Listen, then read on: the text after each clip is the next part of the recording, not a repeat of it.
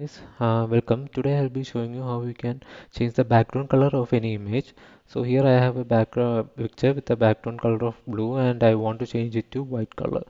So I'll show you the steps. So first we have to go to layers and make sure that here the lock symbol should be unlocked. So if you have a symbol here, just click on that and unlock that lock for the layer. Then we have to go to properties tab. If you don't have properties tab on the right side, then you just have to go to window and then click on properties. The tab will come here.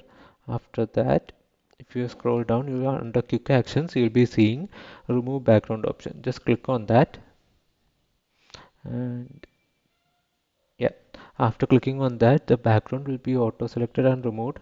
And now we have to add a white background to that. For that, there is an option here for adding a new layer. We'll click on that, and in that new layer, we'll be giving a solid color, and the color I'll give is white.